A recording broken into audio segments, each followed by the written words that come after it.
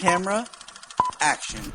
Welcome to the Requel podcast, a new podcast, part of the Fanfare podcast here at Press Play. In this podcast, I, your host, Tyler, takes a property and decides, we pitch ideas. Basically, we take an established franchise and say, what would we do with it? Are we rebooting it? Are we making a sequel, midquel, sidequel? What would we do? And then we pitch it. Either I pitch to you or we pitch it to each other, my guests and I.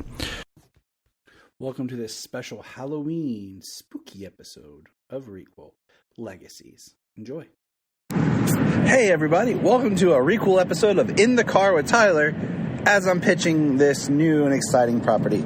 It's Halloween time, right? And I'm with my daughter, Sayla. Say hi, Sayla. Hi. And we're out driving and doing some Halloween decorating today, maybe. And I had my thought. One of my all-time favorite stories for Halloween time is The Legend of Sleepy Hollow. I have loved this story since I was a child, and I saw the Disney classic. And what's funny is, as many versions as I have watched of The Legend of Sleepy Hollow, I still think the Disney version holds up the best. It has all the imagery, all the mystery, and it's just straight on point. Now, I am a fan of Sleepy Hollow, the Tim Burton film, but there are issues with it. And a lot of those issues go inside with being a little too gory for what they're trying to do. Being, I don't know, over the top. And I think it falls into the gory with just, the heads getting cut off. One thing that bothered Christopher Walken as the Headless Horseman to me is more comical than it is scary. I don't really believe that he would have the power to lop heads as they show. And, they blend in elements of like the idea of the witchcraft and stuff like that, which is fine, but I think it gets a little goofy with the way they do the old crone. But I like the atmosphere and environment. Ichabod being a constable is cool, but at the same time, it's starting to step too far from the story removed. Now, with all that being said, let's continue with my idea. See, I think, the Sleepy Hollow TV series was neat. I think it went a little too far and a little too long, but whatever. But one thing about it that bugged me always was I think that there was no kind of meta in-joke that the town itself should be Tarrytown, which is based on, and then, Sleepy Hollow was the nickname. And I think that makes it more interesting than the actual town being called Sleepy Hollow. I think that there should have been a joke about Ichabod in that show knowing Irving and Irving writing the book and naming his character and him being frustrated of how he was depicted in the book. I think that would have worked. There's a little bit too much in that show that made Ichabod Crane like the greatest American revolutionary person that no one's ever heard of. But it had its ideas in there, and I won't deconstruct that show right now. But what I'm saying is I like certain elements. Now, my pitch is I think it would be really cool is if we did a new version of The Legend of Sleepy Hollow, but you use it as running parallel stories, okay? So you have a modern day setting with, let's go back to two kind of classic Halloween films with Hocus Pocus and Ernest Scared Stupid. Now, both of them start with flashbacks that integrate into the story. I think is a very effective way of storytelling in this sense. We open up in Tarrytown, which is Sleepy Hollow, preparing for Halloween. It's that week of Halloween. Our opening scene is basically a narration, but it's the ride of Ichabod Crane. It's at the big climax of the original Sleepy Hollow. And then, we have the scene of the pumpkin and Ichabod, and then it cuts, and it's a teacher talking to high schoolers, much like Hocus Pocus. Okay? And then we go to a new kid in school who's fascinated by this. It can be a girl or let's make our main protagonist a female, and she has a little brother. The little brother is obsessed with the story. It's happy that they're living there. He wants to do history on it, and everyone's getting excited for Halloween time. And like I said, it's very similar to the plot of Hocus Pocus. Yes, I know, but what do we talk about with art?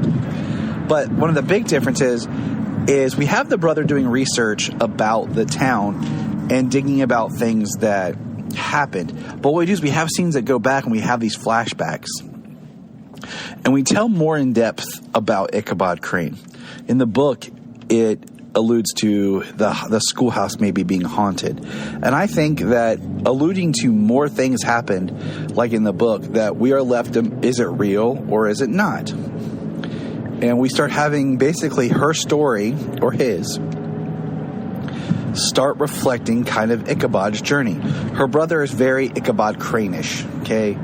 Smart, but, awkward. And we have scenes of, is the schoolhouse haunted? We find out that the current school is built on top of the old schoolhouse location. Things like that. We find out that the town had its own witch trials, but they did later on, and they didn't go that far. And there's allusions to, more happening in Sleepy Hollow than what just a legend. And that the Headless Horseman, we have the Sleepy Hollow graveyard. And we build up a more creepy environment in this little village town. But there's also elements of fun. And then, the end of the film is kind of where we have a descendant of the Van Rippers, the Van Brunts, people who founded the town. A little bit kind of like, if anyone is familiar with The Covenant, right? That was what it's called, yeah. The, movie that dealt with the Sons of Ipswich boys. That had it was an interesting movie. It wasn't perfect. It was very kind of Lost Boys of the 2000s. I think Sebastian Stan was in it. It was an interesting idea. It's not a great film, but it was fun enough, okay? Where we have the town's family, founders, and things are going on, and then boom. We have kind of the new version of being chased by the Headless Horseman towards the climax. And you just kind of find out that the town is haunted.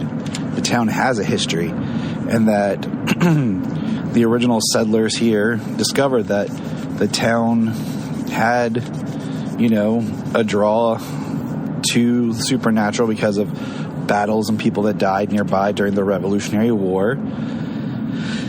And it just became a very sorrowful place. And you could even say a cursed land or whatever. And they just basically have to make it through Halloween. And you have people, out trick-or-treating, and you have the parents there's Van Tassels, like I said, there's descendants, throw a party, just like in the book. And you have parents out there. Some of the townspeople are there. You have townspeople trick-or-treating. Like I said, it's kind of like Hocus Pocus done with the Legend of Sleepy Hollow, but you have these parallel stories about about Ichabod Crane while we're digging into the history of the town. So we're kind of working on mixing the different versions of the story and trying to decide what really happened. And what we do decide in this is that Ichabod, the real Ichabod, did leave. It was he did survive. He did leave, and that basically the new people in town are descendants of Ichabod Crane, and they've basically been called back to Sleepy Hollow, and they're there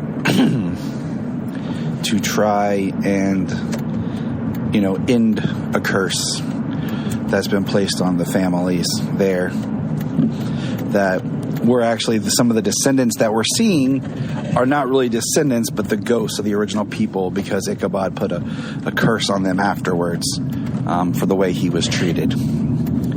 So there's different elements building into this, and it's, like I said, it's classic where it's taking the book, but it's kind of doing the story, and it's blending some different things and bringing it up to date with a new age.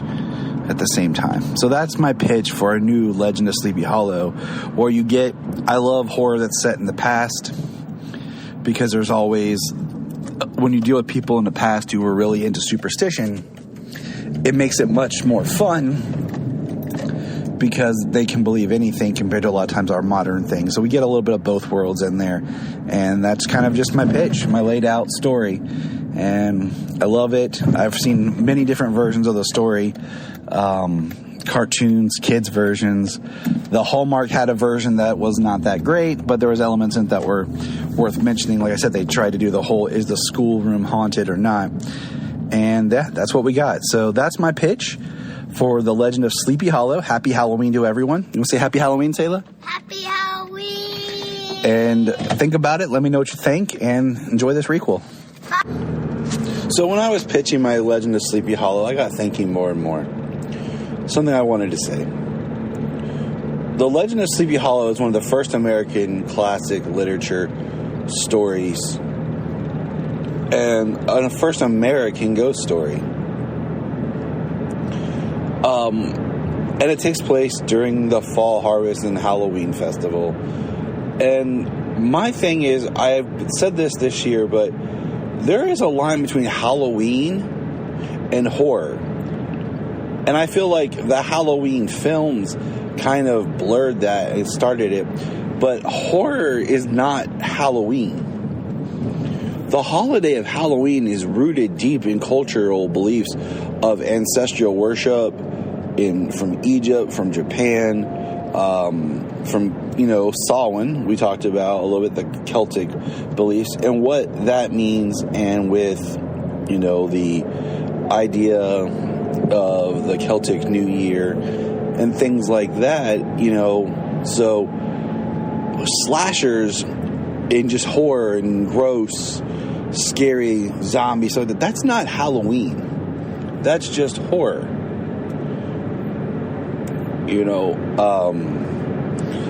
And I have an issue with people who just kind of blend it all together and make Halloween's a holiday all about horror. It's really not. The tradition of dressing up goes back to, the belief that the spirits, that was the one night that the spirits could cross over, and the idea was that dressing up would help you blend in and hide from the spirits.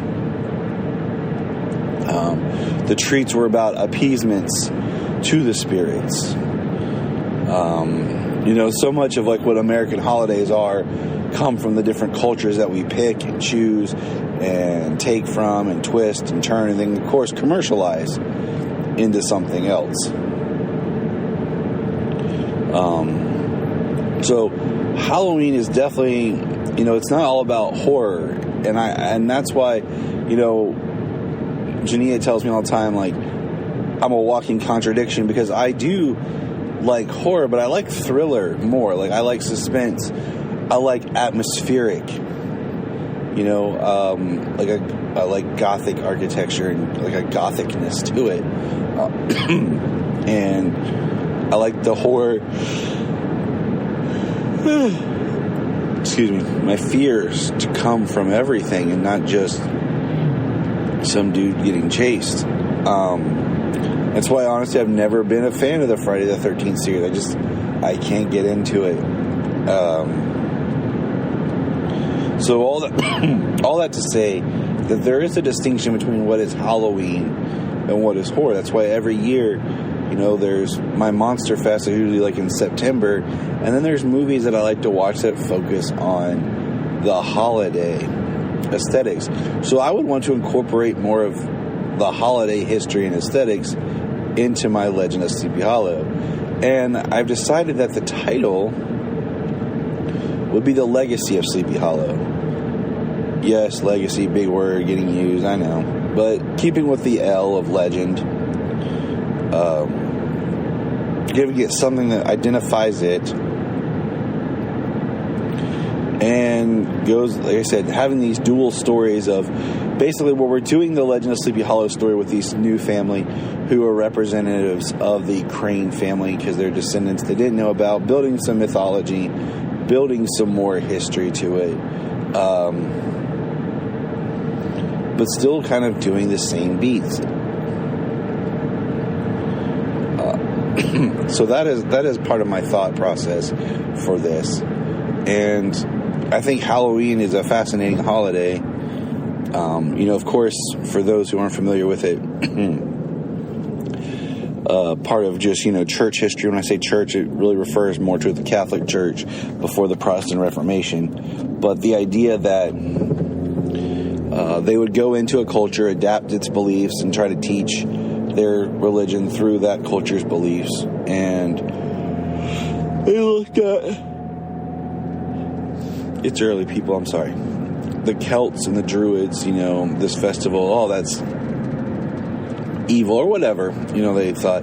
So they created the official Catholic holy day of All Saints' Day, which would be November 1st. A very holy day. And Halloween, before that, became the Feast of All Hallows Eve, meaning, the evening before a holiday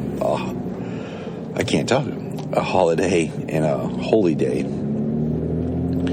And that's where Halloween really starts to get its namesake. That incorporates later, and then it goes back to just none of our holidays really that we separate is a pure version of what the cultural intent started as. And, I think that's just important when you're looking on making films or stories and, it's horror, let's just release it at Halloween. No, it's not a 1-to-1 ratio. And that's why I think Tim Burton's Sleepy Hollow kind of has this interesting thing where they don't ever say Halloween, but they do have that festival going on when Ichabod arrives. And they have,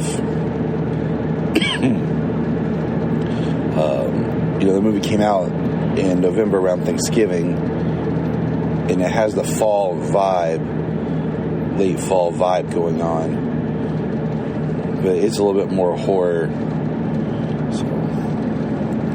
But the legacy of Sleepy Hollow would be about the look of what the modern idea is, what that story's come to be, and an analyzation of quote-unquote truth of what the events were. And we would reveal more that Ichabod was bullied and a little bit more picked on and looked at as an outsider more than what was depicted in the original story, and that the founding families actually are paying for what they did to this man.